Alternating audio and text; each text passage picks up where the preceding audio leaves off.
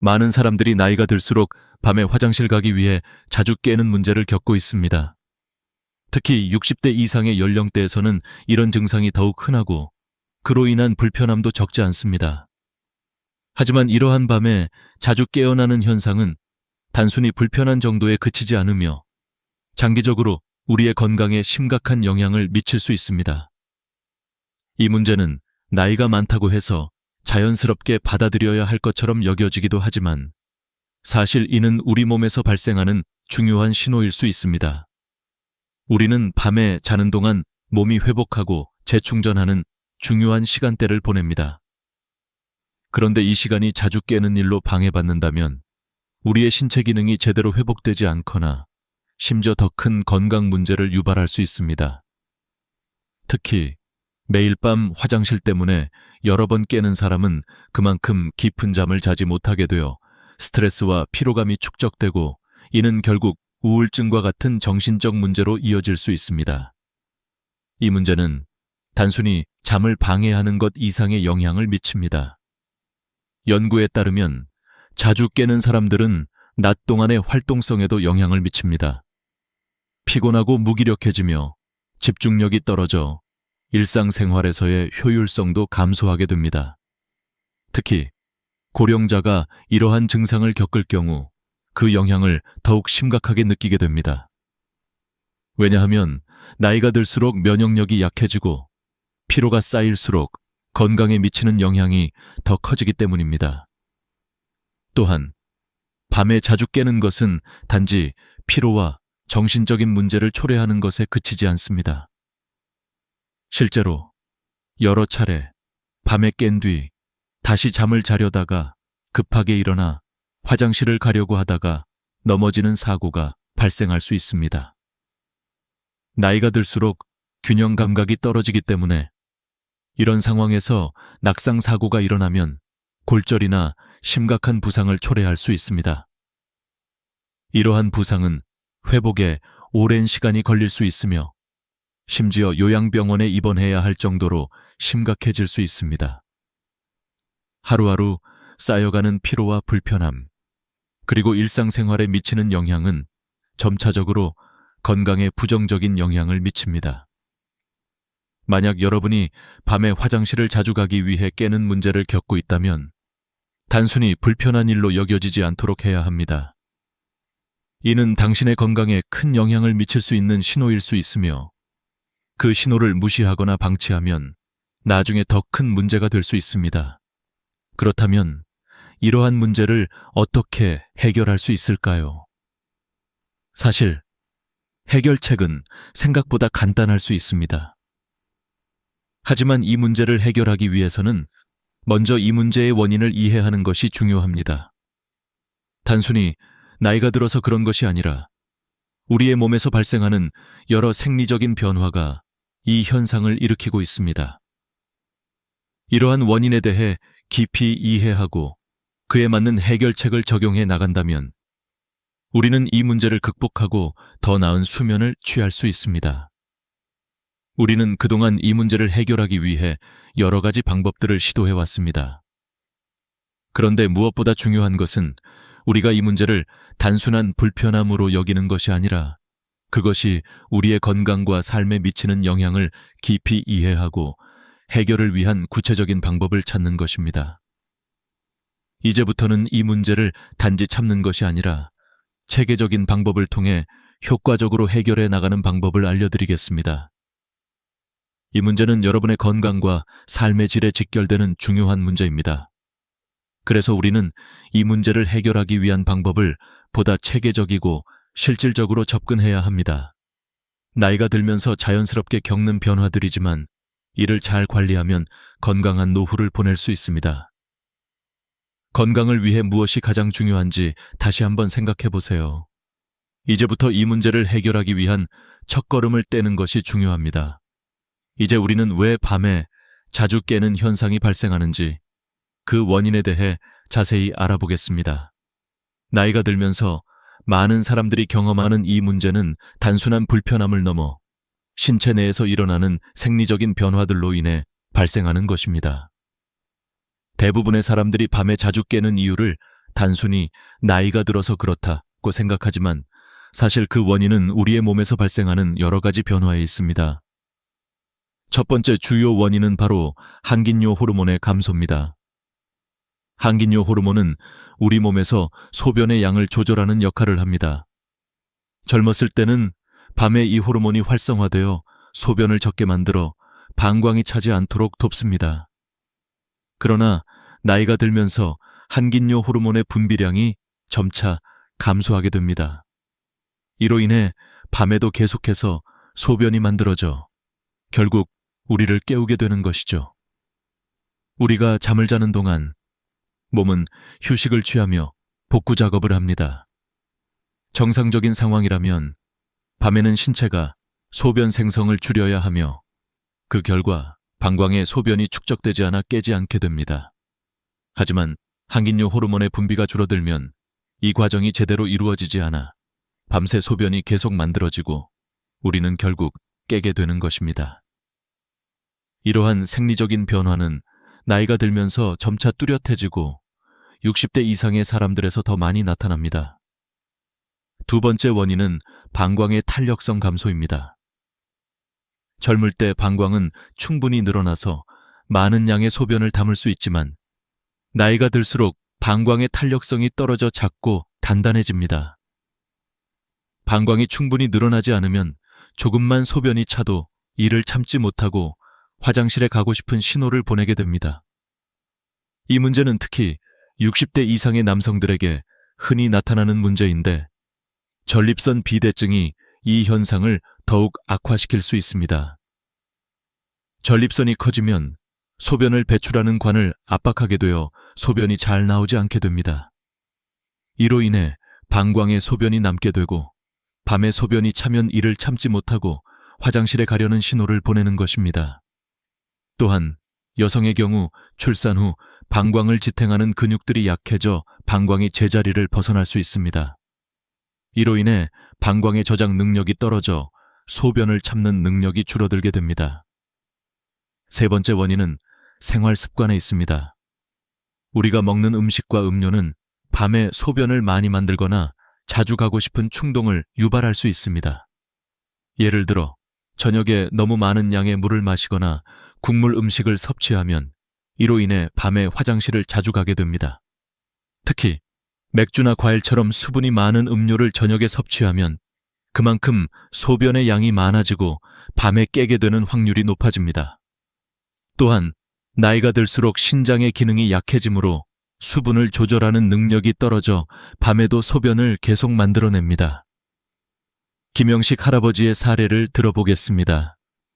이 할아버지는 다리가 자주 붓고 낮에는 앉아있는 시간이 길어 수분이 다리에 고여 있었습니다. 밤에 누우면 이 수분이 다시 전신으로 퍼져 소변으로 변하게 되었고 결국 밤에 자주 일어나 화장실을 가야 하는 상황이 된 것입니다. 이러한 문제는 다리 붓기나 수분 축적이 심각한 사람들에게 특히 더 흔하게 발생합니다.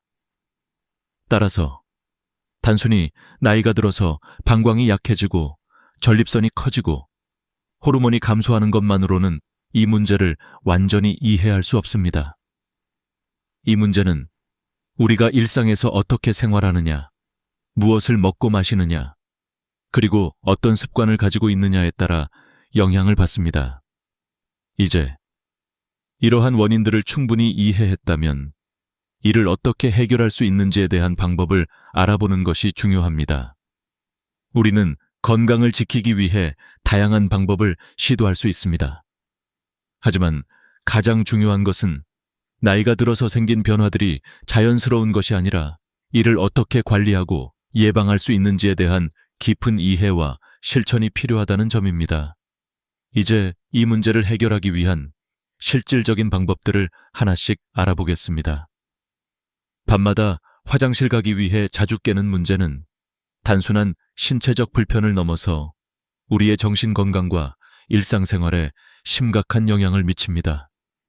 이 문제를 지속적으로 방치하게 되면 우리의 삶의 질은 크게 떨어지고 정신적, 신체적 건강도 큰 타격을 입을 수 있습니다. 특히 60대 이상의 고령자들에게는 이러한 문제가 더 심각하게 나타나며 이로 인한 다양한 부작용들이 나타날 수 있습니다. 첫 번째로, 자주 깨는 것이 우리의 정신 건강에 미치는 영향을 살펴보겠습니다. 밤에 자주 깨는 것 자체가 정신적으로 피로감을 초래하고 그로 인해 낮 동안의 집중력 저하와 기억력 감퇴를 가져옵니다. 연구에 따르면 자주 깨는 사람들은 우울증이나 불안 장애에 걸릴 확률이 2배 이상 높다고 합니다. 이는 불규칙한 수면 패턴이 우리의 뇌 기능에 큰 영향을 미치기 때문입니다. 자주 깨면 우리의 뇌는 제대로 휴식을 취할 수 없고 이에 따라 정신적으로도 점점 더 지쳐가게 됩니다. 또한 수면 부족은 일상적인 스트레스 관리에도 영향을 미칩니다. 밤에 충분한 수면을 취하지 못하면 스트레스 호르몬인 코르티솔이 정상적으로 분비되지 않아서 스트레스에 대한 반응이 과도하게 일어나게 됩니다. 그 결과 기분이 불안정하고 사소한 일에도 스트레스를 많이 받게 되어 심리적인 부담이 커질 수 있습니다.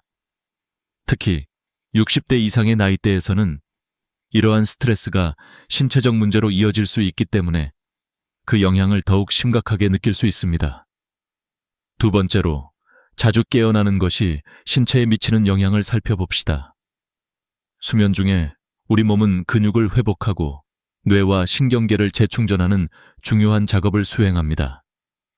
그러나 자주 깨면 이 과정이 방해받게 되어 근육 회복이 제대로 이루어지지 않고 신경계 역시 휴식을 취할 시간이 부족해지게 됩니다. 그 결과 피로가 쌓이고 면역력이 떨어지며 감염에 대한 저항력이 약해지게 됩니다. 또한 자주 깨어나면 신체적으로 피로가 누적되어 체력의 저하를 가져옵니다. 이는 나이가 들수록 더욱 심각하게 다가오며 작은 일에도 쉽게 지치거나 무기력감을 느끼게 됩니다. 건강한 노후 생활을 위해서는 충분한 수면이 필수적이며 이를 통해 몸의 에너지를 재충전하고 일상생활에 필요한 힘을 얻을 수 있습니다. 만약 자주 깨고 제대로 자지 못하면 체력이 급격히 저하되며 이는 건강 문제로 이어질 수 있습니다. 세 번째로, 자주 깨는 문제는 낙상 사고와 같은 신체적 사고를 초래할 수 있습니다. 밤중에 화장실을 가기 위해 일어날 때 많은 사람들은 피곤하고 혼란스러운 상태에서 움직이게 되며 이로 인해 균형을 잃고 넘어지기 쉬워집니다. 특히 고령자의 경우 골다공증이나 관절 문제가 있어 부상의 위험이 높습니다. 골절과 같은 사고는 치명적일 수 있으며 이후에는 오랜 회복 기간이 필요하고 때로는 요양병원에 입원해야 할 정도로 심각한 상황이 될 수 있습니다. 예를 들어 제 환자 중에는 78세의 박영수 할아버지께서 밤중에 화장실 가려고 일어났다가 침대에서 떨어져 고관절을 다친 사례가 있었습니다. 수술비만 300만 원이 들었고 6개월간의 재활 치료를 받았지만 결국 완전히 회복되지 않았습니다. 현재는 보행기 없이는 걷지 못하는 상태가 되어 일상생활이 매우 불편해졌습니다. 이와 같은 사례는 자주 발생하고 있으며 낙상사고의 위험을 간과해서는 안 됩니다. 사실 밤에 자주 깨는 고령자는 낙상사고의 위험이 3배 더 높다는 연구 결과도 있습니다. 이는 매우 심각한 문제로 나이가 들수록 더욱 신경 써야 할 부분입니다. 이처럼 자주 깨는 문제는 단순히 잠을 방해받는 불편함을 넘어서 우리의 신체와 정신 건강에 직접적인 영향을 미친다는 것을 알 수 있습니다. 이러한 문제를 방치하면 우울증, 피로, 면역력 저하, 낙상사고 등의 여러 가지 부작용이 발생하게 됩니다. 이 모든 문제들은 결국 우리의 삶의 질을 떨어뜨리고 고령자들이 겪는 일상적인 고통을 심화시킵니다. 따라서 이 문제를 해결하기 위해서는 단순히 불편함을 참는 것에서 벗어나 적극적인 해결책을 찾고 실천하는 것이 중요합니다. 우리는 이 문제를 해결할 수 있는 여러 가지 방법을 적용할 수 있습니다. 그 방법들은 간단하지만 효과적이며 우리의 건강을 보호하고 삶의 질을 높이는 데 큰 도움이 될 것입니다.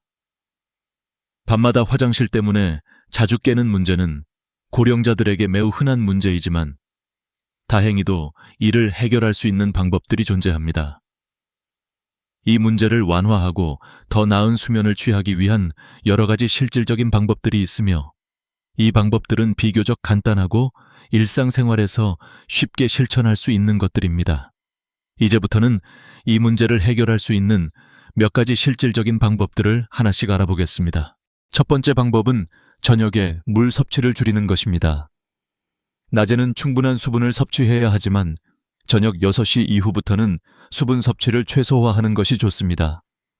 저녁 식사 후에는 과일이나 국물과 같은 수분이 많은 음식을 피하고 물이나 음료를 최소화하는 것이 중요합니다. 특히 국물 음식은 수분을 많이 포함하고 있어 많은 양의 소변을 만들어내게 됩니다.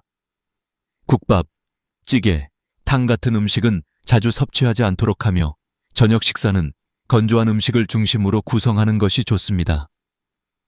이렇게 하면 밤에 소변을 자주 만들어내는 문제를 줄일 수 있습니다. 특히 나이가 들수록 신장 기능이 약해져 몸속 수분을 잘 조절할 수 없기 때문에 저녁에 수분 섭취를 줄이는 것이 매우 중요합니다. 낮에는 충분한 물을 마시되 저녁에는 1, 2잔 정도로 제한하는 것이 가장 효과적입니다. 두 번째 방법은 저녁 식사 후 다리 올리기입니다. 낮 동안에 다리에 고였던 수분이 밤에 누우면 몸 전체로 퍼지면서 소변으로 만들어지게 되므로 저녁 식사 후에는 다리를 심장보다 높게 올리고 있는 것이 좋습니다.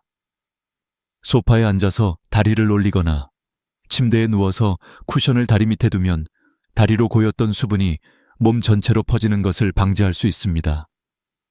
이 방법은 특히 다리가 자주 붓거나 심장, 신장 기능이 약해진 고령자에게 효과적입니다. 이 방법만 실천해도 밤에 소변량이 크게 줄어들고 자주 깨어 화장실에 가야 하는 횟수도 줄어들게 됩니다. 이는 매우 간단한 방법으로 하루에 30분 정도만 다리를 올리며 휴식을 취하는 습관을 들이면 큰 차이를 만들 수 있습니다. 세 번째 방법은 자기 전에 반드시 화장실 가기입니다. 밤에 소변을 보지 않으면 잠을 자는 동안 소변이 계속해서 만들어져 밤중에 깨게 됩니다. 그렇기 때문에 자기 전에 반드시 화장실에 가서 소변을 비우는 것이 중요합니다. 잠들기 전에 소변을 보고 자면 밤에 다시 일어날 필요 없이 깊은 잠을 취할 수 있습니다. 많은 사람들이 소변이 마렵지 않다고 생각하고 화장실을 가지 않지만 조금이라도 소변이 있으면 반드시 비워두는 것이 좋습니다. 그렇게 함으로써 밤에 소변이 만들어지는 양을 줄일 수 있습니다. 특히 남성들은 서둘러 소변을 보는 경우가 많지만 천천히 끝까지 소변을 비워야 합니다. 서두르지 말고 충분히 시간을 두고 화장실에서 소변을 보고 난 후 잠자리에 들면 자다 깨는 횟수가 현저히 줄어들게 됩니다. 이러한 간단한 습관만으로도 수면의 질을 크게 개선할 수 있습니다. 네 번째 방법은 핸드폰 사용을 피하는 것입니다. 잠자리에 들기 전 핸드폰을 사용하는 것은 수면에 방해가 됩니다. 핸드폰 화면을 보면 뇌가 낮이라고 착각하여 각성 상태를 유지하게 됩니다. 이 상태에서 잠을 자게 되면 정상적인 수면 패턴이 깨지고 밤에 자주 깨어나게 됩니다. 따라서 잠자기 전에 핸드폰을 사용하지 않도록 해야 합니다.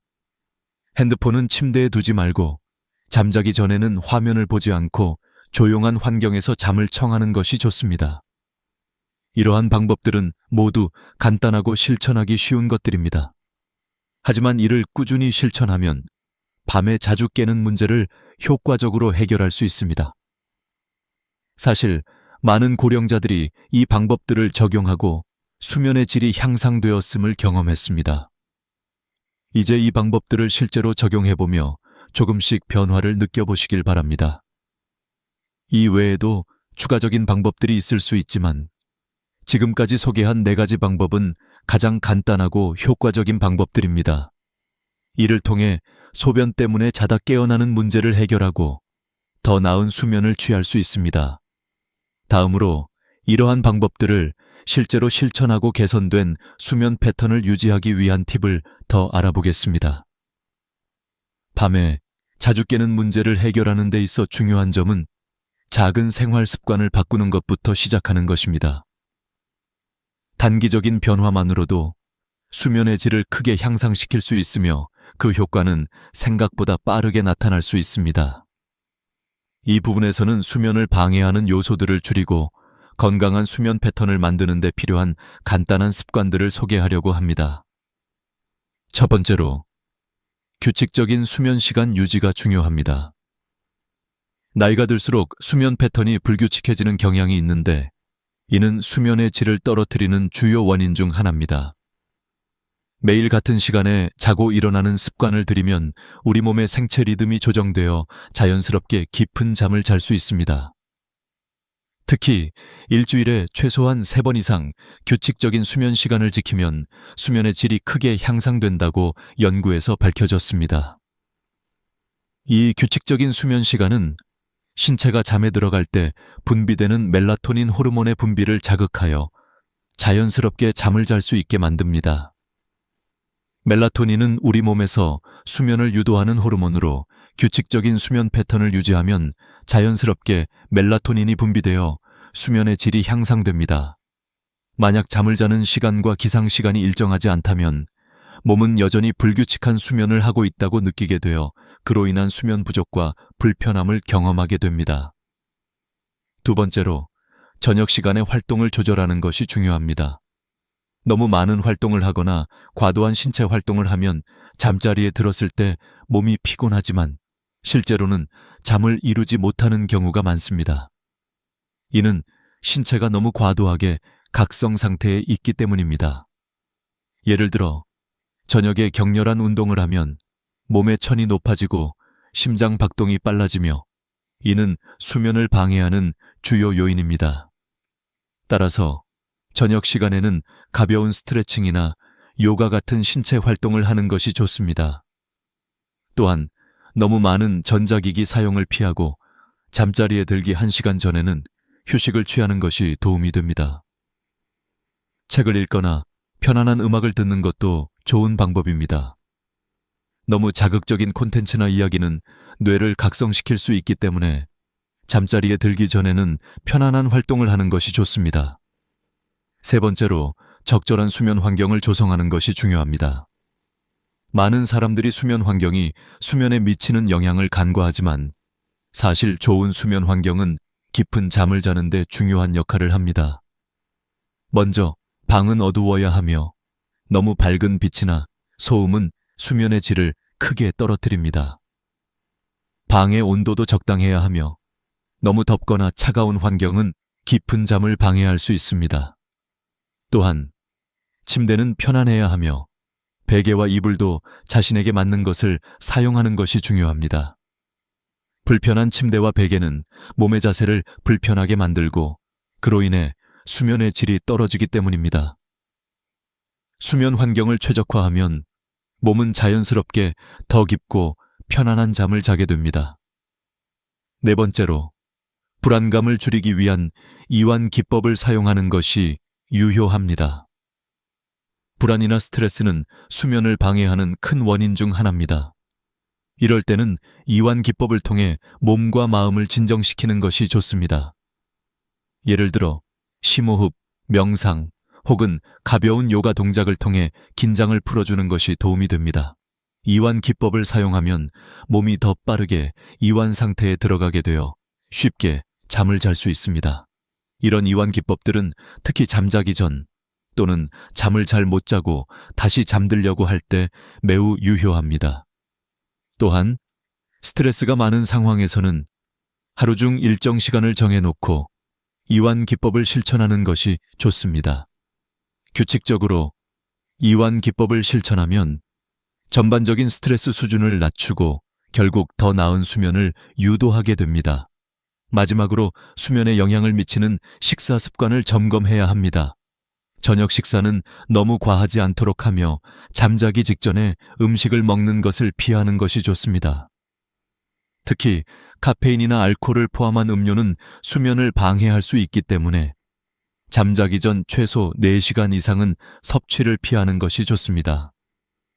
또한 과도한 단 음식을 섭취하면 혈당 수치가 급격히 오르락내리락하며 이로 인해 잠이 방해받을 수 있습니다. 이렇게 적절한 시간에 가벼운 저녁을 먹고 카페인과 알코올을 피하는 습관은 깊은 수면을 취하는 데 중요한 요소입니다. 건강한 수면을 위한 식사 습관을 갖추면 더 편안하고 숙면을 취할 수 있게 됩니다. 이 4가지 방법은 모두 간단하지만 매우 효과적인 방법들입니다. 작은 생활 습관을 바꾸는 것만으로도 밤에 자주 깨는 문제를 완화할 수 있으며 결국 더 나은 수면을 취할 수 있습니다. 여러분이 이 방법들을 실천하고 난 후 한 달 정도 지나면 그 차이를 분명히 느낄 수 있을 것입니다.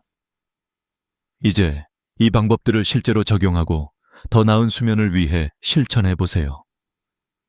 지금까지 밤에 자주 깨는 문제를 해결하기 위한 다양한 방법들을 살펴보았습니다. 이 문제는 단순한 불편함을 넘어서 우리의 건강과 삶의 질에 큰 영향을 미칠 수 있기 때문에 이를 해결하는 것이 매우 중요합니다. 하지만 중요한 것은 이 모든 방법들이 실천을 통해 변화할 수 있다는 것입니다. 생활 습관을 조금만 바꾸면 우리는 더 나은 수면을 취할 수 있고 그로 인해 건강한 삶을 살아갈 수 있습니다. 먼저 생활 습관의 변화는 우리가 생각하는 것보다 훨씬 더 큰 영향을 미칩니다. 자주 깨는 문제를 해결하려면 매일 수면 패턴을 규칙적으로 유지하고 저녁에 수분 섭취를 줄이며 자기 전에 화장실을 가는 습관을 들이는 것부터 시작해야 합니다. 이러한 작은 변화들이 모여 큰 차이를 만들 수 있습니다. 수면 환경을 최적화하고 스트레스를 줄이는 이완 기법을 실천하는 것도 중요한 요소입니다. 그렇다면 이 모든 방법을 어떻게 실천할 수 있을까요? 우선 꾸준함이 핵심입니다. 변화는 하루아침에 이루어지지 않으며 시간이 지나면서 서서히 효과를 볼 수 있습니다. 각 방법을 하나씩 실천해 나가면서 여러분의 수면 패턴이 어떻게 변하는지 직접 경험해 보세요. 중요한 것은 이 과정에서 인내심을 가지고 매일 꾸준히 실천하는 것입니다. 한 번에 모든 방법을 다 시도하기보다는 자신에게 가장 필요한 방법부터 하나씩 적용해 보는 것이 좋습니다. 두 번째로, 자신의 몸을 이해하는 것이 매우 중요합니다. 수면 문제는 단순히 나이가 들어서 그런 것이 아니라 우리의 신체가 보내는 신호일 수 있습니다. 이를 이해하고 신체가 보내는 신호에 귀 기울이면 우리는 더욱 효과적으로 문제를 해결할 수 있습니다. 예를 들어 자주 깨는 것이 단순히 나이가 들어서가 아니라 호르몬 변화나 방광의 문제일 수 있다는 사실을 알게 되면 해결 방법을 찾는 데 도움이 됩니다. 자신의 몸을 잘 이해하고 적절한 조치를 취하는 것이 문제를 해결하는 첫걸음입니다. 세 번째로, 필요할 경우 전문가의 도움을 받는 것도 중요합니다. 생활 습관만으로 해결되지 않는 경우 전문가의 도움을 받는 것이 필요할 수 있습니다. 예를 들어 전립선 문제나 과민성 방광 같은 문제가 의심된다면 이를 전문적으로 다룰 수 있는 의사와 상담하는 것이 좋습니다. 전문가의 진단을 받고 적절한 치료를 받으면 수면 문제가 더 이상 큰 부담이 되지 않을 수 있습니다.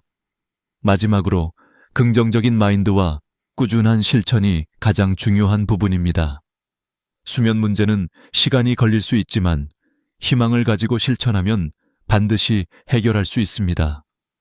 그리고 이 과정을 통해 자신에게 맞는 수면 패턴을 찾고 건강을 지키는 방법을 배울 수 있습니다. 고령이 되더라도 건강하고 행복한 노후를 보내기 위해서는 이런 작은 변화들이 큰 영향을 미친다는 사실을 명심하세요. 여러분이 지금까지 배우고 실천한 방법들을 잘 기억하시고 생활 속에서 하나씩 적용해 보세요. 오늘부터라도 수면 습관을 개선하기 위한 첫걸음을 내딛는 것이 중요합니다. 수면 문제를 해결하는 것은 단지 불편함을 해소하는 것을 넘어서 여러분의 건강과 삶의 질을 향상시키는 데 큰 도움이 될 것입니다. 이제 여러분은 밤에 자주 깨는 문제를 해결하기 위한 방법을 잘 알게 되었고, 이를 실천하는 것만이 남았습니다. 작은 변화가 가져오는 큰 차이를 여러분의 삶에서 직접 경험해 보시기 바랍니다. 여러분의 건강을 위한 첫걸음을 오늘부터 시작하세요. 이 영상을 통해 얻은 정보가 여러분에게 도움이 되었기를 바랍니다. 마지막으로, 여러분이 겪고 있는 수면 문제를 해결하고 더 나은 건강을 유지하기 위한 실천을 시작하는 데 있어 두려움이나 걱정은 필요 없습니다. 자신을 믿고 이 방법들을 꾸준히 실천해 보세요. 지금 시작하는 것이 가장 중요한 것입니다. 이 영상을 보고 도움이 되셨다면 구독과 좋아요를 눌러주시고 더 많은 건강 정보를 함께 나누어 보세요. 여러분의 건강을 지키는데 도움이 될 수 있는 유익한 정보들을 앞으로도 계속해서 전해드리겠습니다. 건강한 수면을 위한 첫걸음을 오늘부터 시작하세요. 오늘 밤부터 여러분의 삶은 더 건강하고 활기차게 바뀔 것입니다. 여러분의 내일 아침이 상쾌하고 기분 좋은 하루로 시작될 수 있도록 기원합니다. 안녕하세요. 피부과 전문의 김명입니다. 오늘 여러분께 아주 특별한 이야기를 들려드리고자 합니다. 여러분은 거울을 볼 때마다 자신이 나이가 들어가고 있음을 느끼시나요? 하루하루 나이가 들어가는 것에 대해 걱정이 많으신 분들이 많으실 겁니다. 특히 나이가 들어갈수록 피부에 변화가 생기며 주름, 탄력 저하, 피부 건조 등 여러 가지 고민이 생기게 됩니다. 저는 오늘 여러분께 그 고민을 해결할 수 있는 한 가지 특별한 방법을 소개하려고 합니다. 우리는 모두 나이가 들면서 겪게 되는 자연스러운 과정을 피해갈 수 없습니다. 하지만 나이가 들면서도 여전히 젊고 건강한 피부를 유지할 수 있는 방법이 존재한다는 사실을 알고 계셨나요? 저는 37년 동안 피부과 의사로 일하면서 수많은 환자들의 피부 상태를 치료해왔습니다. 그 중에서 가장 놀라운 변화 중 하나는 바로 천연꿀을 이용한 피부 관리법입니다. 이 방법을 통해 피부 나이를 10년 이상 젊게 보이게 할 수 있습니다. 그럼 왜 꿀이 피부에 이렇게 좋은지 궁금하지 않으신가요? 꿀은 단순히 피부에 보습을 주는 것 이상의 효과가 있습니다. 꿀 속에는 천연 항산화 물질이 가득 들어있어 피부를 탄력 있게 하고 주름을 감소시키는 데 도움을 줍니다.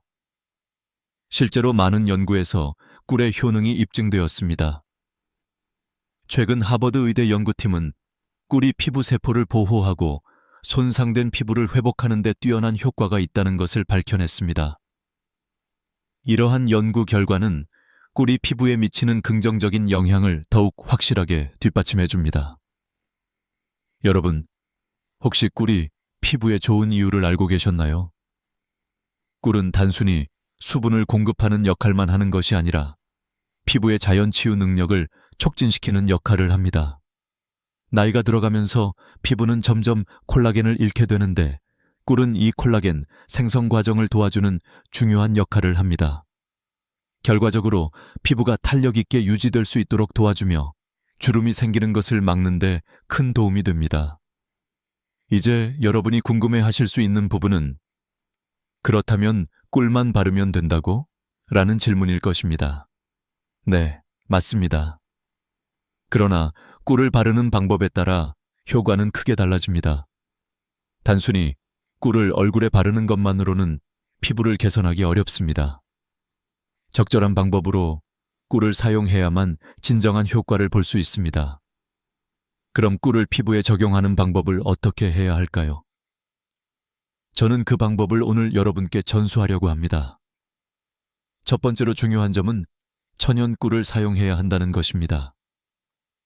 마트에서 쉽게 구할 수 있는 가공 꿀이나 중국산 꿀은 효과가 없습니다.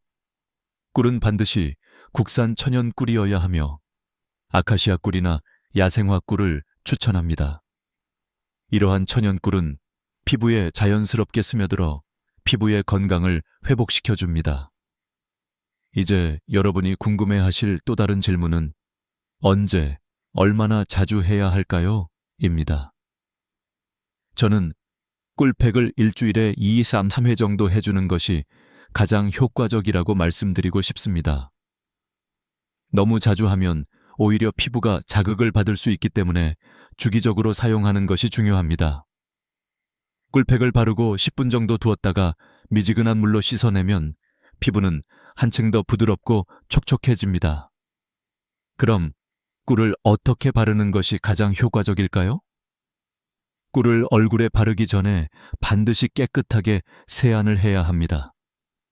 이때 중요한 점은 약산성 세안제를 사용하는 것입니다. 피부가 자극받지 않도록 세안을 해야만 꿀이 피부에 더 잘 스며들고 더 효과적으로 작용할 수 있습니다. 세안을 마친 후 꿀을 얼굴에 고르게 펴 바르고 10분 정도 두면 됩니다. 이때 눈가나 입가처럼 피부가 얇은 부위는 살살 두드리듯이 바르세요. 피부에 자극을 주지 않도록 부드럽게 처리하는 것이 중요합니다. 제가 추천하는 또 하나의 중요한 팁은 따뜻한 수건 찜질을 하여 꿀이 피부에 깊이 침투하도록 도와주는 것입니다. 찜질을 통해 피부 온도를 올려주면 모공이 열리고 꿀 성분이 피부 속으로 더 잘 스며듭니다. 이 방법은 고급 스팀 관리와 유사한 효과를 주며 집에서도 손쉽게 할 수 있습니다. 오늘 제가 소개한 방법은 단지 꿀을 바르는 것만이 아닙니다. 꿀을 효과적으로 사용하려면 적절한 방법과 주기가 필요합니다. 꿀을 바르는 방법을 잘 지키면 주름, 탄력 저하, 피부 건조와 같은 문제를 해결하는 데 큰 도움이 됩니다. 그럼 이제 여러분은 꿀을 활용한 피부 관리법을 제대로 알게 되셨습니다. 이 방법을 꾸준히 실천하시면 여러분도 나이가 들면서도 젊고 건강한 피부를 유지할 수 있을 것입니다. 이제 꿀을 사용한 피부 관리법에 대해 좀 더 구체적으로 말씀드리겠습니다. 이 방법은 단순하지만 그 효과는 매우 강력합니다. 제가 37년 동안 피부과 의사로 일하면서 만났던 수많은 환자들이 이 방법을 통해 놀라운 변화를 경험했음을 여러분께 전하고자 합니다. 특히 이 방법을 처음 접한 환자들 중 몇몇은 처음에 그 효과를 믿지 못하고 반신반의했지만 시간이 지나면서 그들의 피부가 어떻게 달라졌는지 직접 보고 느끼게 되었습니다. 하나의 예로 68세의 이명수 어머님을 들 수 있습니다. 3년 전 이명수 어머님은 깊은 주름과 극심한 피부 건조로 매우 고생하고 계셨습니다. 그때 저는 꿀 관리법을 처음 추천해 드렸습니다. 처음에는 이게 무슨 효과가 있겠냐며 반신반의 하셨습니다. 하지만 꾸준히 실천하시면서 피부 상태는 점차적으로 개선되었습니다. 몇 달 후 다시 병원에 오셨을 때 얼굴은 몰라보게 탄탄하고 윤기 나는 상태로 변해 있었죠. 그 변화를 보고 이명수 어머님은 눈물을 흘리며 이렇게 말씀하셨습니다. 예전엔 거울 볼 때마다 눈물이 났는데 이제는 그저 웃을 수 있습니다. 이 이야기는 단지 한 명의 사례에 불과합니다. 수많은 환자들이 꿀을 이용한 관리법을 통해 비슷한 변화를 겪었습니다. 예를 들어 65세의 김순자 어머님도 처음에는 이 방법을 반신반의했지만 3개월 뒤에 병원에 오셨을 때 그 피부 상태는 매우 달라졌습니다. 그 변화를 보고 주변 사람들이 너무 젊어 보이신다고 칭찬을 했다고 합니다. 저는 이제 손주들에게도 자랑할 수 있을 만큼 자신감을 가지게 되었습니다. 라고 하시며 기뻐하셨습니다. 이처럼 꿀을 사용한 피부 관리법은 나이와 관계없이 누구나 적용할 수 있으며 그 효과는 시간이 지남에 따라 더욱 뚜렷하게 나타납니다. 실제로 꿀이 가진 천연 성분들이 피부를 회복시키는데 매우 유효하게 작용하기 때문에 꾸준히 실천하는 것이 중요합니다. 그렇다면 꿀이 어떻게 이렇게 효과적인지에 대해 조금 더 깊이 알아보겠습니다. 꿀은 피부를 진정시키고 보습을 해주는 기본적인 역할 외에도 피부의 항산화 작용을 도와주는 중요한 성분들을 함유하고 있습니다. 꿀 속의 폴리페놀, 비타민 C, 아미노산 등은 피부를 보호하고 외부 환경으로부터 발생하는 스트레스로부터 피부를 지켜주는 중요한 역할을 합니다. 이는 특히 미세먼지나 자외선으로부터 피부를 보호하는 데 매우 효과적입니다. 또한 꿀은 피부 면역력을 높여주는 성분이 많기 때문에 피부가 예민해지거나 자극을 받을 때 이 방법이 더욱 효과적입니다. 특히 나이가 들수록 피부가 약해지기 때문에 꿀이 가진 자연 치유력은 더 큰 효과를 발휘하게 됩니다. 이 점은 다른 많은 피부 관리 방법과 비교했을 때 큰 장점입니다. 꿀은 피부에 자극이 적고 자연 그대로의 성분을 사용하므로 부작용이 적다는 점에서 매우 유용합니다. 이제 꿀 관리법이 어떻게 실생활에서 적용될 수 있는지에 대해 예를 들어 설명해 드리겠습니다. 예를 들어 하루의 일과가 끝난 후 여러분은 10분만 시간을 내어 꿀팩을 할 수 있습니다. TV를 보거나 책을 읽는 동안 또는 잠시 쉬는 시간에 간단하게 얼굴에 꿀을 바르고 10분 정도 기다리기만 하면 됩니다.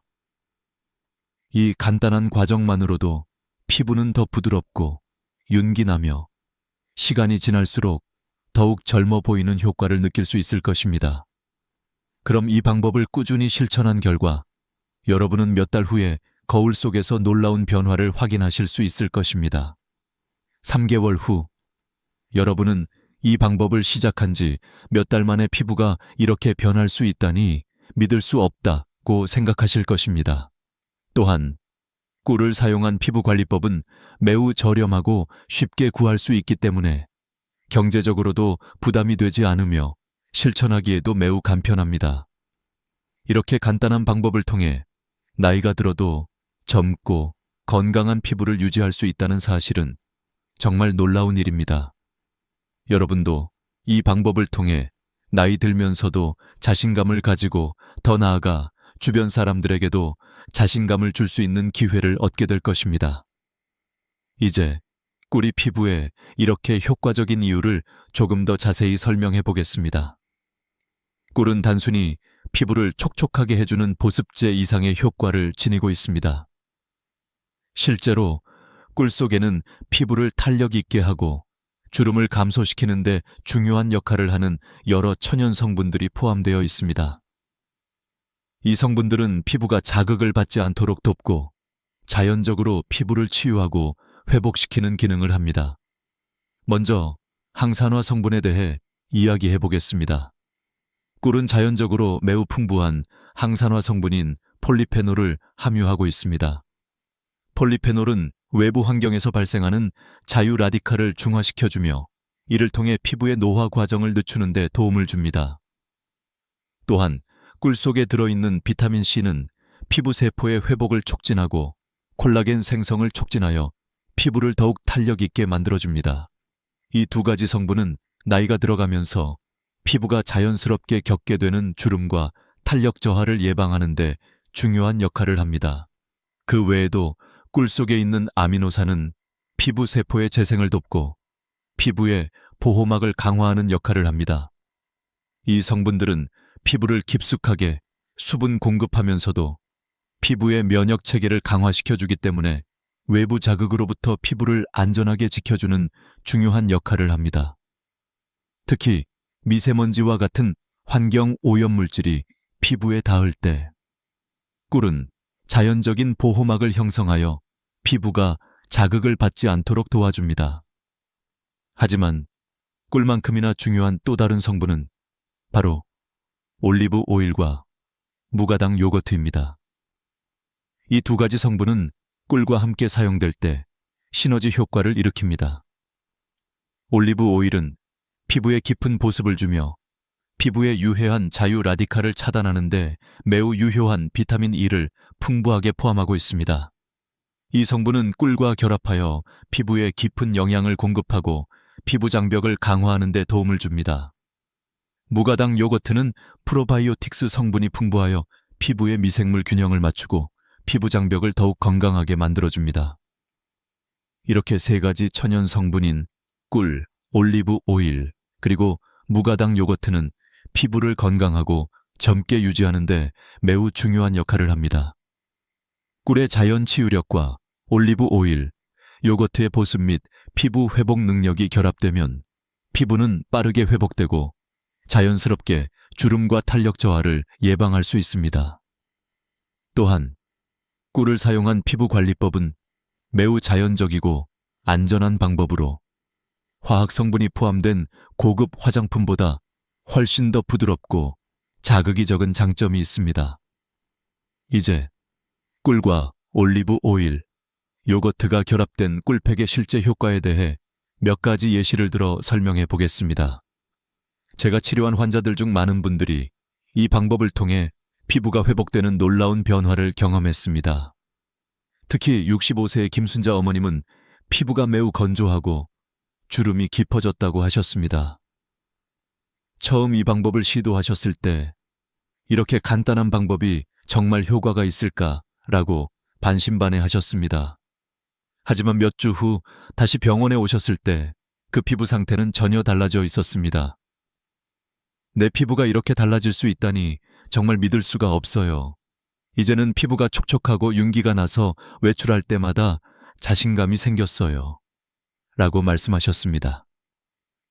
이와 같이 꿀을 활용한 피부 관리법은 나이와 관계없이 누구나 쉽게 적용할 수 있으며 그 효과도 시간이 지날수록 더 확실히 나타납니다. 또한 이 방법은 비용이 거의 들지 않으면서도 매우 효과적이기 때문에 경제적인 부담을 줄이면서도 뛰어난 피부 관리를 할 수 있는 장점이 있습니다. 또한 이 방법은 피부가 민감하거나 알레르기가 있을 수 있는 분들에게도 안전하게 적용할 수 있습니다. 꿀은 천연 성분이기 때문에 피부에 자극을 줄 가능성이 적고 매우 부드럽게 작용합니다. 그렇기 때문에 다양한 피부 유형을 가진 사람들에게 추천할 수 있는 방법입니다. 이제 꿀이 피부에 미치는 효과뿐만 아니라 건강에 미치는 다양한 이점에 대해서도 자세히 알아보겠습니다. 꿀은 그 자체로 매우 강력한 자연 치유제입니다. 피부에 발랐을 때 뛰어난 효과를 보일 뿐만 아니라 꿀을 섭취하는 것도 건강을 증진시키는 데 매우 유효합니다. 꿀의 한겸증 및 항산화 특성은 단순히 피부뿐만 아니라 전신의 건강을 향상시키는 데도 큰 도움이 됩니다.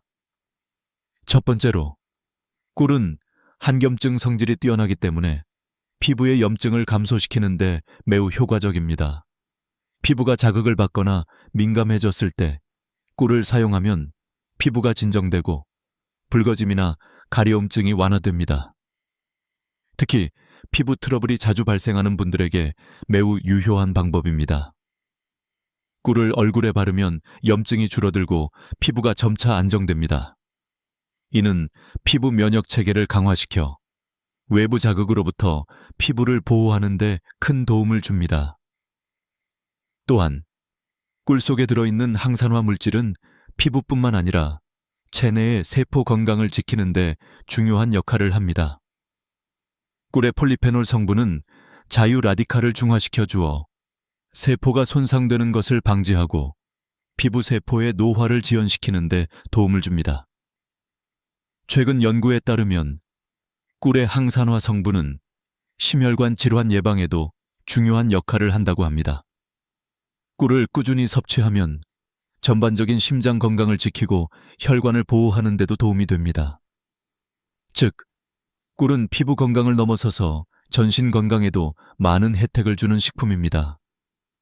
또한 꿀은 체내 면역력 강화에도 중요한 역할을 합니다. 꿀 속에 포함된 다양한 영양소들은 면역 시스템을 활성화시켜 몸을 더욱 강하고 건강하게 만듭니다. 면역력 향상은 특히 나이가 들수록 더욱 중요한 요소로 꾸준히 꿀을 섭취하면 건강을 지키는 데 큰 도움이 됩니다. 뿐만 아니라 꿀은 소화에 도움을 주는 자연적인 효소가 들어 있습니다. 이 효소들은 장의 건강을 촉진하고 배변 활동을 원활하게 만들어주며 소화불량이나 장의 염증을 줄여줍니다. 소화가 잘 되면 그만큼 체내에 독소가 배출되어 피부 또한 맑아지고 깨끗해집니다. 꿀은 디톡스 효과가 있기 때문에 건강한 소화와 함께 피부 상태도 개선되는 효과를 가져옵니다. 이제 꿀이 피부에 미치는 효과에 대한 이해가 깊어졌다면 다음으로는 꿀을 어떻게 일상생활에 잘 활용할 수 있는지에 대해 이야기해 보겠습니다. 꿀은 단지 피부에 발라도 효과가 있지만 이를 섭취하거나 꿀을 이용한 다양한 방법으로 건강을 유지하는 데도 유용합니다. 예를 들어 매일 아침 따뜻한 물에 꿀을 타서 마시기만 해도 체내 면역력을 강화하고 소화 기능을 촉진하며 피로 회복에 도움이 됩니다. 이와 같은 꿀의 효능은 단순히 외적인 변화에 그치지 않습니다. 내적인 건강과 관련된 여러 가지 문제를 해결하는 데도 큰 도움이 됩니다. 그리고 이렇게 건강이 좋아지면 자연스럽게 피부도 더욱 밝고 건강해지며 주름과 탄력 저하 문제를 해결하는 데 큰 도움을 줍니다. 이 외에도 꿀은 혈당 조절에 도움을 주는 효과도 있습니다. 당뇨병 환자들에게도 적당히 꿀을 섭취하는 것은 혈당을 안정시키는 데 유효하다는 연구 결과가 있습니다. 물론 꿀의 섭취량을 적당히 조절해야 하지만 다량의 인공설탕을 섭취하는 것보다 꿀을 선택하는 것이 훨씬 더 건강에 좋습니다. 따라서 꿀은 단순히 피부 관리를 넘어서 전반적인 건강을 유지하고 개선하는 데 매우 중요한 역할을 합니다. 여러분도 꿀을 일상생활에 포함시켜 피부와 몸 모두 건강한 상태를 유지할 수 있기를 바랍니다. 마지막으로 꿀을 이용한 피부 관리법은 단순히 외적 아름다움만을 위한 것이 아닙니다. 꿀은 자연적인 치유력을 제공하며 건강한 생활을 돕는 중요한 자원입니다. 꿀을 제대로 사용하면 여러분은 건강하고 아름다운 피부를 유지하면서 내면의 건강 또한 지킬 수 있습니다. 이제 여러분께 중요한 질문을 드리겠습니다. 피부 관리를 위해 정말 많은 제품들이 시중에 나와 있습니다. 비싼 화장품부터 다양한 시술까지 어느 하나 쉬운 길은 없죠. 하지만 오늘 제가 소개해드릴 방법은 아주 간단하면서도 효과적인 방법입니다. 바로 꿀팩을 활용한 피부 관리법입니다. 이 방법은 누구나 쉽게 할 수 있으며 시간도 많이 들지 않습니다. 먼저 꿀팩을 준비하는 방법에 대해 자세히 알아보겠습니다. 꿀팩을 만들기 위한 재료는 아주 간단합니다. 바로 천연꿀, 무가당 요거트, 그리고 올리브 오일입니다. 이 세 가지 재료는 모두 피부에 뛰어난 효과를 주며 서로 시너지 효과를 일으킵니다. 1. 천연꿀. 꿀은 피부의 자연 치유 능력을 돕는 강력한 항산화제입니다. 피부의 탄력을 높이고 주름을 완화시키며 피부세포의 회복을 촉진합니다. 2. 무가당 요거트. 요거트 속에 들어있는 프로바이오틱스는 피부의 자연 장벽을 강화하는 데 중요한 역할을 합니다. 피부의 pH 균형을 맞추고 피부를 촉촉하게 만들어줍니다. 3. 올리브 오일. 올리브 오일은 피부를 깊숙하게 보습하고 한겸증 성질을 가지고 있어 피부를 진정시켜줍니다. 또한 피부에 자연적인 윤기를 더해줍니다. 이 세 가지 재료를 섞어 꿀팩을 만듭니다. 그럼 이제 어떻게 이 꿀팩을 얼굴에 바를지 알아볼까요? 가장 중요한 점은 깨끗한 세안입니다. 세안을 할 때는 약산성 세안제를 사용하여 피부를 자극하지 않도록 합니다. 세안을 끝낸 후 따뜻한 수건으로 얼굴을 가볍게 찜질하여 모공을 열어주세요. 모공이 열리면 꿀팩이 피부 속 깊이 스며들 수 있습니다. 그 후 꿀팩을 얼굴에 고르게 발라줍니다. 특히 눈가나 입가와 같이 민감한 부위는 살살 두드리듯 발라주세요. 얇은 정도 지나면 꿀팩이 피부에 효과적으로 흡수되므로 미지근한 물로 부드럽게 씻어내세요. 이때 차가운 물로 세안하면 피부가 더 단단해지고 더 오랜 시간 동안 보습 효과를 유지할 수 있습니다. 이 방법은 일주일에 2세 3회 정도 하는 것이 가장 효과적입니다.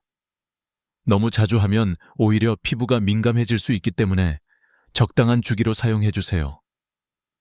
3개월 정도 꾸준히 실천하면 피부의 변화가 눈에 띄게 나타납니다. 꿀팩을 사용한 후 피부는 더욱 부드럽고 촉촉해지며 주름이 눈에 띄게 줄어들게 됩니다. 또한 꿀팩을 사용할 때 따뜻한 수건 찜질을 추가하는 방법도 매우 효과적입니다. 수건을 따뜻하게 든 후 얼굴에 2세 3분 정도 얹어주세요. 이 찜질은 꿀팩의 효과를 배가시킬 수 있는 방법입니다. 수건 찜질로 피부가 더 따뜻해지면 꿀팩이 피부 깊숙이 침투하여 더 강력한 효과를 발휘합니다. 이 방법은 미용실에서 받는 고급 스파 치료와 유사한 효과를 낼 수 있습니다. 그렇다면 왜 이렇게 간단한 방법이 피부에 이렇게 효과적일까요? 이유는 꿀이 가진 천연 항산화 물질과 보습 성분이 피부를 깊숙이 재생시키고 피부 세포를 활성화시키기 때문입니다. 또한 올리브 오일과 무가당 요거트는 피부의 보호막을 강화하고 외부 자극으로부터 피부를 보호하는 데 중요한 역할을 합니다. 이 세 가지 재료는 모두 자연에서 온 성분들이기 때문에 피부에 자극이 적고 누구나 쉽게 사용할 수 있습니다. 이제 꿀을 활용한 피부 관리법이 얼마나 간단하고 효과적인지 아시겠죠? 비싼 화장품을 사지 않고도 집에서 손쉽게 피부를 관리할 수 있다는 점이 큰 장점입니다. 꿀을 활용한 이 방법은 경제적이고 간편하며 피부에 자극을 줄 위험이 적습니다. 모든 연령대의 사람들에게 적합한 방법이므로 여러분도 쉽게 따라할 수 있습니다. 이 방법은 특히 나이가 든 분들에게 큰 효과가 있습니다. 나이가 들면서 피부의 탄력과 윤기가 떨어지고 주름이 생기기 마련입니다. 하지만 꿀팩을 꾸준히 사용하면 피부가 더욱 탄력 있고 윤기 나는 상태로 돌아갈 수 있습니다. 그리고 더 중요한 것은 이 방법이 자연적이고 안전하다는 점입니다. 화학 성분이 들어간 고급 화장품을 사용하지 않아도 꿀과 자연적인 재료만으로 충분히 피부를 관리할 수 있습니다. 결론적으로 꿀팩은 그저 피부에 좋은 효과를 주는 것뿐만 아니라 자연적인 피부 관리를 가능하게 하는 훌륭한 방법입니다. 이 방법을 꾸준히 실천하면 나이가 들수록 자신감 넘치는 피부를 유지할 수 있습니다. 여러분도 이제 꿀팩을 사용해 보세요. 그 효과를 직접 경험하시게 될 것입니다. 이제 마지막으로 중요한 결론을 말씀드리겠습니다. 꿀을 사용한 피부 관리법이 정말 놀라운 효과를 발휘하는 이유는 그 자연적인 성분들이 피부를 근본적으로 회복시키기 때문입니다. 하지만 중요한 점은 이 방법이 단지 피부를 아름답게 만들어주는 것을 넘어 우리의 건강과 생활 습관까지 바꿔놓을 수 있다는 사실입니다. 이 꿀팩 방법을 처음 시작할 때 많은 분들이 정말 이게 효과가 있을까? 라고 반신반의하며 시작합니다. 그러나 시간이 지나면서 점차 그 효과를 경험하게 되고 피부는 물론 신체 전반적인 건강도 개선된다는 것을 느끼게 됩니다. 예를 들어 저희 병원의 환자들 중에서는 꾸준히 꿀팩을 사용한 후 피부가 좋아지면서 더 자신감을 가지게 되었고 심지어 정신적 안정까지 느낄 수 있었다는 이야기를 많이 들었습니다. 이러한 변화를 경험하면서 중요한 한 가지를 깨달았습니다. 그건 바로 꾸준함입니다. 피부 관리에서 가장 중요한 것은 하루아침에 결과를 기대하지 않는 것입니다. 3개월 후 아니면 6개월 후에야 그 변화가 보이기 시작할 것입니다. 그래서 꾸준히 실천하는 것이 중요합니다. 한번 꿀팩을 사용했다고 해서 모든 문제를 해결할 수는 없습니다. 이 방법은 지속적으로 사용하면서 변화의 흐름을 느껴가야 효과를 극대화할 수 있습니다. 이제 마지막으로 여러분에게 강조하고 싶은 메시지는 자신에게 투자하는 것입니다. 우리는 늘 바쁜 일상 속에서 자신을 돌보는 시간을 소홀히 하게 됩니다. 하지만 피부와 건강은 우리 자신에게 가장 중요한 자산입니다. 나이가 들수록 더 많은 시간과 에너지를 자신에게 투자해야 합니다. 꿀팩과 같은 자연적인 방법을 통해 여러분도 젊고 건강한 피부를 유지할 수 있습니다. 또한 저는 여러분이 이 방법을 시도하면서 자신감을 되찾고 더 나은 삶을 살아가길 바랍니다. 꾸준히 실천하면 이 방법은 단순한 피부 관리법을 넘어서서 자기 관리와 건강을 위한 중요한 습관이 될 것입니다. 이제 여러분도 이 간단하고 효과적인 방법을 통해 더 나은 피부와 더 나은 삶을 만들어 가세요. 이 영상이 여러분에게 도움이 되었기를 바랍니다. 꿀팩을 사용하면서 피부의 변화뿐만 아니라 자신감을 얻고 건강을 챙기며 더 행복한 삶을 살아가길 바랍니다. 여러분의 피부도 건강도 변화할 준비가 되어 있습니다. 여러분이 바로 그 변화를 시작할 사람입니다. 이제 여러분이 할 일은 두 가지입니다. 첫 번째는 꿀팩을 시작하는 것이고, 두 번째는 이 영상을 보고 여러분의 피부 변화 이야기를 댓글로 공유하는 것입니다. 여러분의 경험을 나누는 것만으로도 다른 분들에게 큰 영감을 줄 수 있습니다. 여러분이 지금 시작하는 이 작은 변화가 몇 달 후에 어떻게 여러분의 삶을 바꿀지 상상해 보세요. 마지막으로 영상이 유익했다면 구독 버튼을 눌러주세요. 더 많은 피부 관리 팁과 건강한 라이프 스타일을 위한 정보를 계속해서 받아보실 수 있습니다. 여러분의 건강하고 아름다운 피부를 위해 앞으로도 다양한 팁을 계속해서 나눠드릴 예정이니 알림 설정도 잊지 마세요. 여러분, 오늘도 자신에게 투자하는 하루가 되길 바랍니다. 지금 바로 꿀팩을 시작해보세요.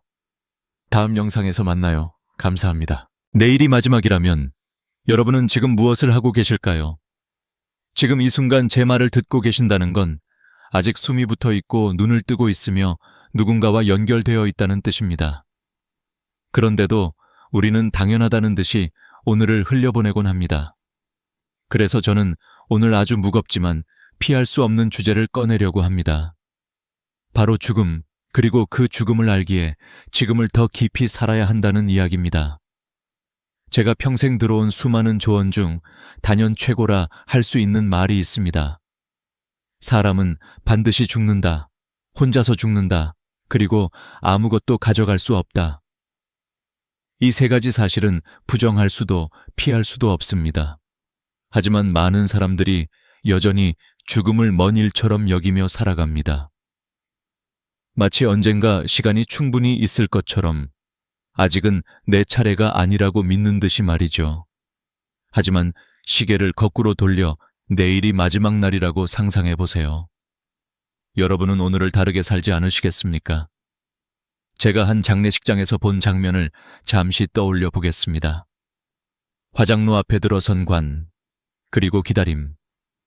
불과 40분이면 한 사람의 생애가 고운 가루로 바뀌어 유족에게 건네집니다. 그 순간 느낀 건 단 하나였습니다. 인생은 이렇게 더덥고 동시에 이렇게 가볍구나. 누구도 피할 수 없는 마지막 길 앞에서 그토록 애써 움켜쥐었던 것들이 먼지처럼 흩날려 사라지는 것이지요. 그때 깨달았습니다. 무겁게 살아도 결국 마지막은 가벼움으로 돌아간다는 사실을요. 그래서 중요한 건 지금 이 순간 무겁게 움켜쥐고 사는 것이 아니라 가볍게 내려놓으며 사는 법을 배우는 것이라는 걸요. 죽음 앞에 선 사람들의 태도는 다양합니다. 끝까지 치료에 매달리는 사람도 있고 처음부터 담담히 받아들이는 사람도 있습니다.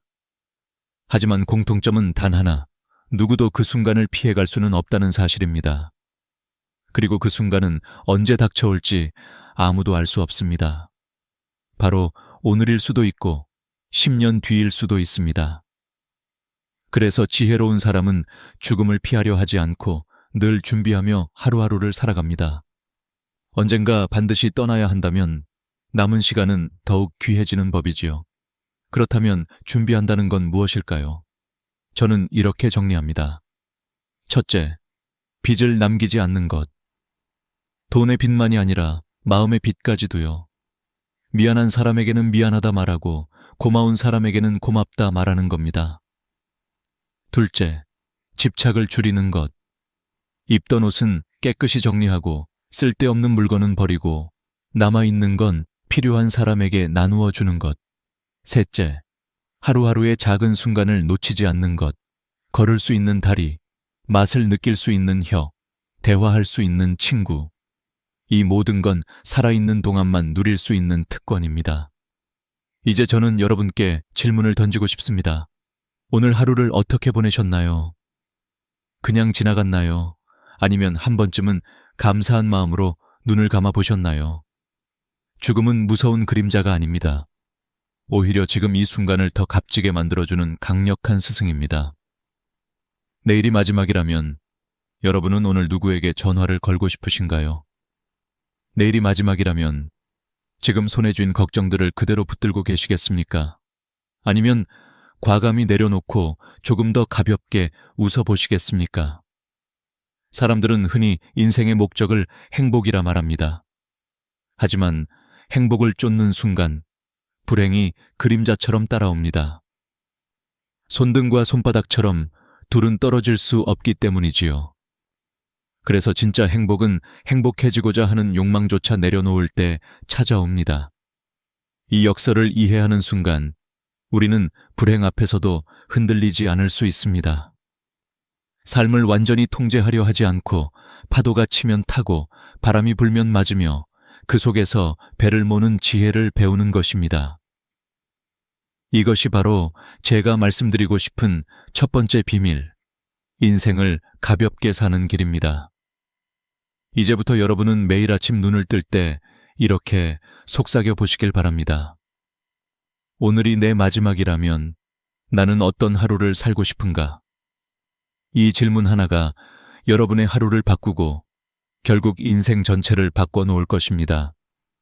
해탈이라는 말 아마 들어보신 분들도 계실 겁니다. 불교에서 자주 등장하는 단어이지만 종교적 의미를 떠나 우리 일상의 태도를 설명하기에도 아주 적절한 개념입니다. 해탈은 모든 고통에서 벗어나는 상태, 다시 말해 마음을 올가매는 집착을 내려놓은 상태를 뜻합니다. 그런데 사람들은 흔히 해탈을 잘못 이해합니다. 마치 세상이 조용해야 하고 파도가 없어야 하고 바람이 멈추어야 가능한 일이라고 생각하지요. 하지만 진짜 해탈은 세상이 잠잠해지는 게 아니라 내가 단단한 배와 항해수를 준비해 두었기에 어떤 파도와 바람도 두렵지 않은 상태입니다. 파도가 치면 그대로 타고 바람이 불면 그대로 맞으며 나아가는 것. 그 속에서 마음이 흔들리지 않는 것. 그것이 해탈입니다. 저는 이 이야기를 들었을 때 큰 충격을 받았습니다. 왜냐하면 제 삶의 대부분은 파도와 바람을 피하려는 몸부림이었기 때문입니다. 일이 잘 풀리기를, 건강이 나빠지지 않기를, 자녀가 제 마음대로 따라주기를. 하지만 세상 일이 제 뜻대로 되는 경우는 거의 없었습니다. 남편이, 아내가, 자식이, 친구가 제 마음대로 움직여주지 않습니다. 오히려 그 반대인 경우가 더 많습니다. 그렇다고 분노하거나 좌절한다면 결국 고통받는 건 나 자신뿐입니다. 이때 필요한 게 바로 해탈의 태도입니다. 세상을 내 뜻대로 바꾸려 하기보다 내 배를 단단히 준비하는 것입니다. 이 원리를 삶에 적용하면 놀라운 일이 일어납니다. 예를 들어 직장에서 예상치 못한 문제가 발생했을 때 대부분은 왜 이런 일이 내게 일어나는가라며 괴로워합니다. 하지만 해탈의 태도를 가진 사람은 그래, 이런 문제도 일어날 수 있지. 나는 이미 준비된 배를 가지고 있으니 이 파도를 타고 넘어가면 된다고 생각합니다. 실제로 심리학 연구에서도 스트레스 상황에서 통제할 수 없는 요소를 억지로 붙잡으려는 사람은 불안과 우울에 더 취약하다고 합니다. 반면 내가 할 수 있는 부분만 책임지고 나머지는 흘려보내는 태도를 가진 사람은 훨씬 더 회복력이 강합니다. 행복에 대한 집착 역시 마찬가지입니다. 행복을 추구하면 할수록 불행이 그림자처럼 따라옵니다. 행복과 불행은 서로 떨어질 수 없는 쌍둥이이기 때문입니다. 경제학에서도 쾌락의 쳇바퀴, 헤도닉 트레드밀라는 용어가 있습니다. 돈이 늘어나면 잠시 행복하지만 금세 익숙해지고 더 큰 만족을 원하게 된다는 뜻입니다. 결국 끊임없이 불행이 따라붙을 수밖에 없습니다. 그러니 진짜 행복은 행복조차 내려놓는 데서 시작됩니다. 나는 반드시 행복해야 해 라는 압박을 버리고 지금 이 순간을 있는 그대로 받아들이는 것, 이 단순한 전환이 우리 삶을 훨씬 가볍게 만듭니다. 한 가지 실제 예를 들어 보겠습니다. 서울대 의대 연구팀이 65세 이상 노인 1200명을 대상으로 조사한 결과 삶을 있는 그대로 받아들이는 태도를 가진 그룹은 그렇지 않은 그룹보다 우울증 발병률이 40%나 낮았습니다. 게다가 평균 혈압, 심박 수치도 더 안정적이었죠. 해탈이라는 철학적 개념이 단지 이상적인 말이 아니라 실제로 건강과 직결된다는 뜻입니다. 우리가 마음을 놓을 때 몸도 더 건강해지는 것입니다. 저는 이제 조금 다른 질문을 드리고 싶습니다. 여러분의 배는 얼마나 단단합니까? 갑작스러운 파도가 몰아쳐도 버틸 수 있는 항해술을 갖추고 계십니까? 삶에서 해탈은 거창한 수련이 아닙니다. 작은 습관부터 시작할 수 있습니다. 오늘 하루 불만을 삼키고 웃으며 넘어가는 것, 내 뜻대로 안 되는 상황에서 억지로 바꾸려 하지 않는 것, 행복해야 한다는 압박 대신 지금의 평범함을 즐기는 것, 이것이 곧 해탈의 작은 실천입니다. 죽음은 언젠가 반드시 찾아오지만 살아있는 지금은 여전히 선택할 수 있는 순간들의 연속입니다. 해탈의 태도를 가진 사람은 삶과 죽음을 모두 가볍게 바라봅니다. 삶의 고통조차 바람과 파도로 받아들이고 그 위에서 자신만의 항해술로 나아갑니다. 그리고 죽음 앞에서도 이제는 내려놓을 시간이라며 담담히 웃을 수 있습니다. 여러분도 오늘부터 단단한 배를 준비해 보시길 바랍니다. 파도와 바람은 늘 올 것이지만 그것에 휘둘리지 않는 항해술이야말로 인생 최고의 지혜입니다. 저는 언젠가 한 화장장을 다녀온 경험을 잊지 못합니다. 관이정이 화로 안으로 들어가고 불이 켜지면 40분 만에 한 사람의 생애가 가루가 되어버립니다. 그리고 유족들은 작은 항아리에 그 가루를 담아 조용히 돌아갑니다. 그 순간 저는 인간의 삶이 얼마나 가볍고 또 허망한지를 온몸으로 느꼈습니다. 살아있을 때는 그렇게도 무겁게 짊어지고 살던 걱정, 욕망, 미련이 마지막에는 손바닥 위에 한 줌 가루로만 남는다는 사실 말입니다. 그런데 놀라운 건 그 현장에서 느낀 건 단순한 허무만이 아니었습니다. 오히려 거꾸로 죽음이 이렇게 가볍기에 우리가 살아있는 동안 지고 있는 짐을 조금 더 덜어낼 수 있다는 희망이었습니다. 인생의 무게를 버틸 수 있는 건 바로 이 죽음의 가벼움 덕분일지도 모른다는 생각이 들었지요. 여기서 저는 한 가지 중요한 질문을 던지고 싶습니다. 그렇다면 우리는 어떻게 살아야 후회 없이 가볍게 떠날 수 있을까요? 답은 의외로 단순합니다. 생전 정리를 하는 겁니다. 일본에서는 이를 엔딩 노트라고도 부릅니다. 아직 살아있을 때 자신이 가진 것들을 정리하고 빚을 갚고 정리되지 않은 관계를 마무리하는 습관이지요. 실제로 일본 후생노동성의 보고에 따르면 엔딩 노트를 작성한 노인의 70%가 죽음에 대한 불안이 줄었다고 응답했습니다. 단순히 종이에 몇 줄 쓰는 것만으로도 삶이 훨씬 가벼워지는 것입니다. 제가 생각하는 생전 정리의 체크리스트는 3가지입니다. 첫째, 금전적 빚을 남기지 않는 것. 둘째, 인간관계의 빚을 청산하는 것. 셋째, 물건과 기억의 짐을 줄이는 것입니다. 이 3가지만 지켜도 마지막 길은 훨씬 가벼워집니다. 나는 이미 다 정리해 두었으니 이제 미련 없이 간다. 이렇게 말할 수 있는 사람이야말로 진정한 승자 아닐까요? 죽음을 경험한 유족들의 태도에서도 많은 걸 배울 수 있습니다. 저는 화장장에서 어린아이들이 대기실에서 과자를 먹으며 웃고 있는 모습을 본 적이 있습니다. 부모님 세대가 눈물을 삼키며 작별하는 사이 아이들은 여전히 삶을 살아갑니다. 그 모습에서 느낀 건 죽음이란 삶의 일부일 뿐이라는 것입니다. 우리가 떠난 자리에는 여전히 새로운 세대가 웃고 떠들며 살아갑니다. 그렇다면 우리는 떠나는 순간까지 삶을 더 가볍게 만들어 후대에게 짐이 되지 않도록 해야 합니다. 실제로 한국통계청 자료에 따르면 장례 비용과 남은 빚 때문에 고통받는 유족이 35%에 달한다고 합니다. 돌아가신 분은 이미 떠났는데 남은 가족은 빚과 짐을 지고 고통받는 것이죠. 이것은 결코 아름다운 마지막이 아닙니다. 우리가 떠날 때 남에게 남기는 건 무거운 짐이 아니라 가벼운 미소여야 합니다.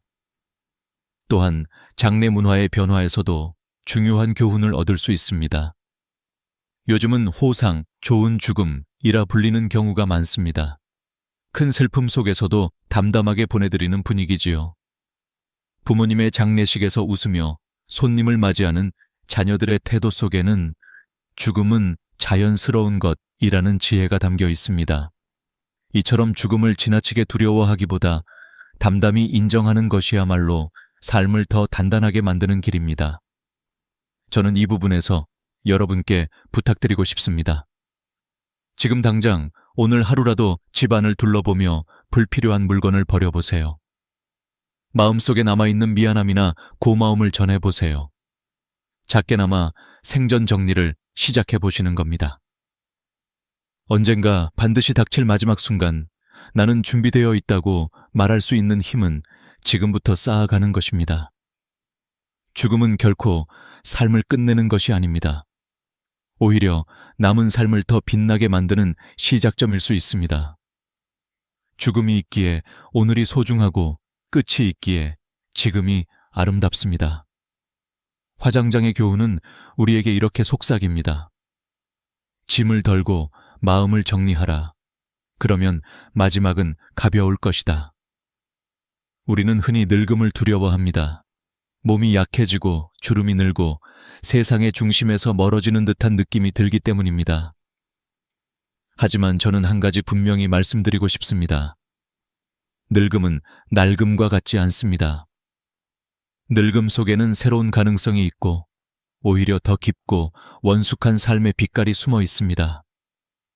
단풍잎이 가을의 끝자락에 가장 아름답게 물드는 것처럼 노년의 삶 또한 청년기보다 더 찬란할 수 있습니다. 제가 아는 한 지인은 80세가 넘었음에도 매일 아침 감사 일기를 쓰십니다. 몸은 늙었지만 마음은 여전히 신선합니다. 반대로 아직 30대인데도 마음이 이미 낡아버린 사람도 있습니다. 늘 불평만 하고 아무것도 새롭게 배우려 하지 않지요. 이렇게 보면 나이는 단순한 숫자일 뿐입니다. 마음이 낡으면 젊어도 늙은 것이고 마음이 새로우면 늙어도 젊은 것입니다. 의학적으로도 늙음을 새로움으로 바꿀 수 있다는 근거가 있습니다. 서울 아산병원 연구에 따르면 65세 이상 노인 중 매일 걷기를 실천한 그룹은 그렇지 않은 그룹보다 치매, 발병률이 30% 이상 낮았다고 합니다. 또 근력 운동을 꾸준히 한 노인은 골절 위험이 절반 이하로 줄었습니다. 단순한 습관 하나가 몸뿐 아니라 마음까지도 새롭게 바꿔놓는 것입니다. 늙음이 단순히 쇠퇴가 아니라 새로운 가능성으로 이어질 수 있다는 증거이지요. 저는 종종 단풍잎을 바라보며 이런 생각을 합니다. 낙엽이 지기 전 마지막 순간, 그것은 절규가 아니라 춤추는 모습이라는 것. 인생도 그렇습니다.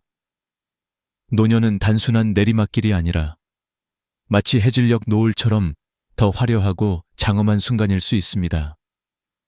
젊을 때는 미처 알지 못했던 지혜와 따뜻함이 노년에는 배어나오지요. 한 번은 제 친구 아버지가 마지막 유언으로 이런 말씀을 남기셨습니다. 너희 어머니가 평생 아궁이에 불을 지피느라 고생을 많이 했다. 꼭 연탄 보일러를 놓아드려라. 평생 농사를 지으며 살던 분의 이 소박한 유언 속에서 저는 깊은 울림을 느꼈습니다. 마지막 순간조차 화려한 말이 아니라 함께 살아온 가족의 삶을 배려하는 마음이 담겨 있었기 때문입니다. 이런 것이야말로 곱게 늙는 삶의 진정한 모습 아닐까요? 늙음과 낡음의 차이는 종이 한 장처럼 보이지만 그 안에 담긴 의미는 정반대입니다. 늙음은 시간이 쌓이면서 원숙해지는 과정이고 낡음은 시간이 지나며 쇠퇴해버리는 상태입니다. 우리는 매일의 선택으로 늙음을 새로움으로 만들 수도 있고 낡음으로 만들 수도 있습니다. 매일 조금이라도 배우고 감사하고 남을 돕는다면 늙음은 곧 새로움이 됩니다. 반대로 불평하고 집착하고 미련만 붙들면 늙음은 낡음으로 변해버리지요. 저는 이 부분에서 여러분께 당부드리고 싶습니다. 하루라도 배움과 감사의 마음을 멈추지 마십시오. 나이 들어서도 새로움으로 사는 방법은 생각보다 단순합니다. 매일 30분 걷기, 하루 3가지 감사 적기, 한 달에 한 번 새로운 사람 만나기.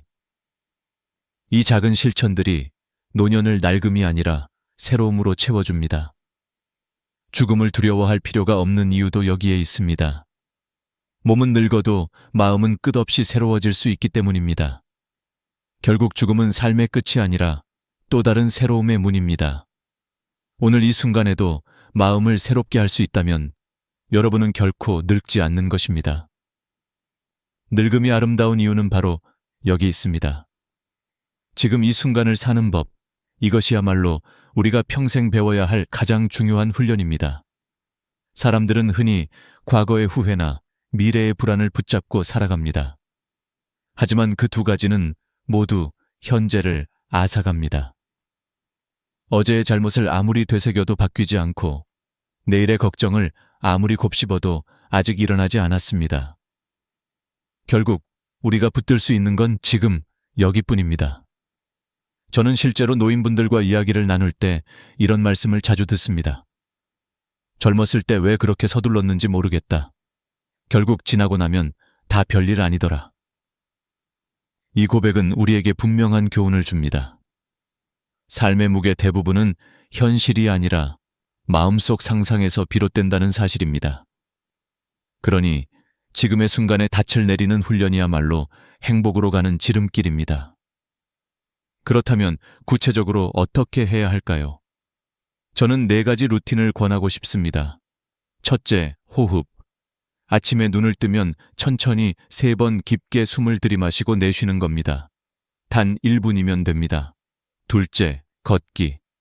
하루 30분.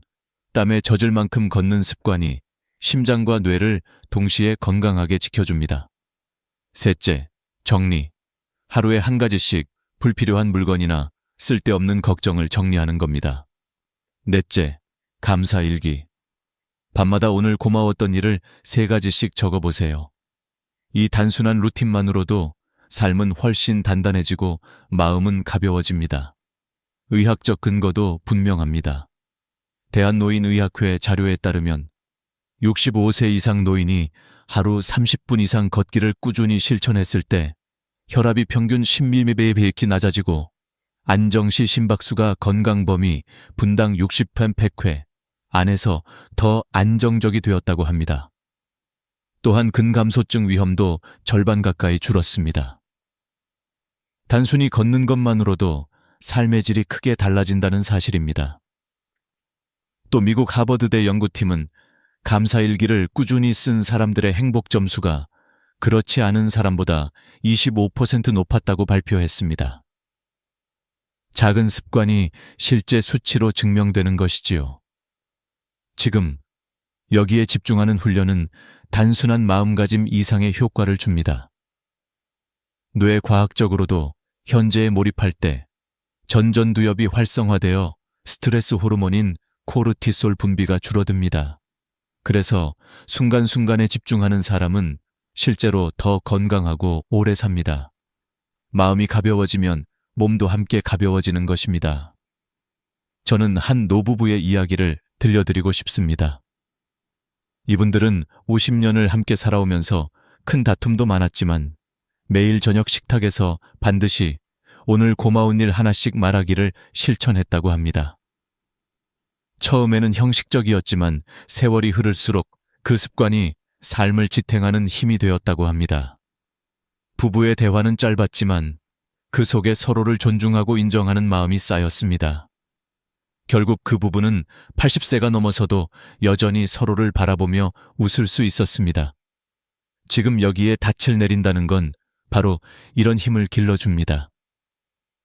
여러분께 다시 한번 질문드리고 싶습니다. 오늘 하루, 지금 이 순간, 여러분은 무엇을 붙잡고 계십니까? 이미 지나간 어제의 그림자입니까? 아직 오지 않은 내일의 불안입니까? 아니면 눈앞에 있는 지금의 숨결과 햇살입니까? 선택은 여러분의 몫입니다. 하지만 확실한 건 지금 여기에 몰입할수록 삶은 더 단단해지고 죽음은 더 가벼워진다는 사실입니다. 오늘 밤이라도 잠자리에 들기 전에 깊게 호흡해 보십시오. 오늘 있었던 작은 기쁨을 떠올려 보십시오. 걷기 힘드시다면 창밖 하늘이라도 잠시 바라보십시오. 이 단순한 훈련들이 쌓여서 결국 여러분의 노년을 지켜주는 방패가 됩니다. 지금 여기에 닻을 내리며 하루를 살아가 보시길 바랍니다. 아름다운 마무리, 결국 우리가 평생 준비해야 할 마지막 과제입니다. 죽음은 누구도 피할 수 없는 길이지만 그 길을 어떻게 걸어가느냐는 우리의 선택에 달려 있습니다. 어떤 이는 마지막까지 발버둥치며 두려움에 떨고 또 어떤 이는 담담히 웃으며 삶을 정리합니다. 그리고 저는 확신합니다. 아름다운 죽음은 우연이 아니라 살아온 방식의 결실이라는 것을요. 저는 여러 장례식을 경험하며 이 점을 더욱 깊이 느꼈습니다. 누군가는 많은 빚과 다툼을 남기고 떠나 유족들을 힘들게 했습니다. 반면 어떤 이는 남은 가족에게 고마움과 정리된 삶을 선물처럼 남기고 갔습니다. 두 사람의 마지막 길은 전혀 달랐습니다. 결국 우리가 떠날 때 남기는 건 재산이나 명예가 아니라 우리와 함께한 이들의 마음속 기억입니다. 그렇다면 지금 우리는 무엇을 남기고 싶습니까? 아름다운 마무리를 위해 필요한 건 거창한 것이 아닙니다. 단순히 빚을 갚고 빌린 것을 돌려주고 마음속 미련을 정리하는 것, 그리고 남은 하루하루를 웃으며 감사하는 것입니다. 나는 다 준비되었다는 말은 그렇게 단순한 준비에서 나옵니다. 실제로 한국 호스피스 완화 의료학회 외의 조사에 따르면 삶을 미리 정리하고 준비한 환자의 65%가 마지막 순간 덜 두렵다고 답했습니다. 마지막을 준비하는 태도가 삶 전체를 가볍게 만드는 것입니다. 죽음을 두려워하는 이유 중 하나는 언제, 어디서, 어떻게 라는 세 가지를 알 수 없기 때문입니다. 하지만 역설적으로 이 불확실성이 우리에게 가장 큰 선물이 될 수도 있습니다.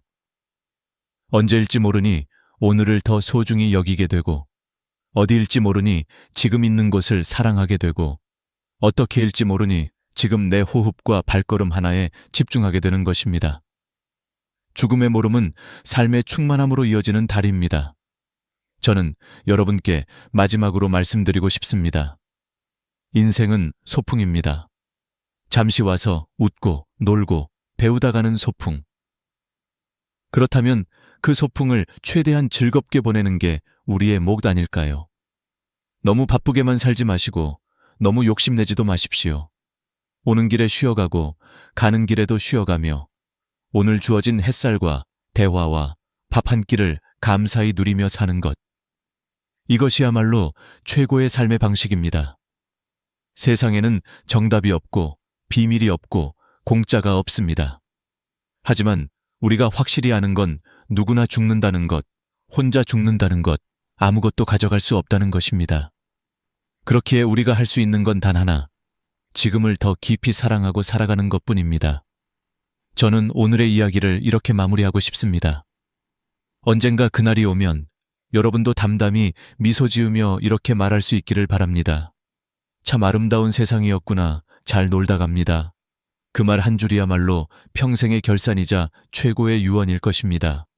오늘도 끝까지 함께해 주셔서 진심으로 감사드립니다. 여러분의 인생이 황금빛 노을처럼 더욱 깊고 따뜻하길 기도합니다. 구독과 좋아요, 알림 설정을 해두시면 앞으로도 삶과 죽음, 그리고 지혜에 대한 이야기를 놓치지 않고 함께 하실 수 있습니다. 늘 건강하시고 행복하십시오.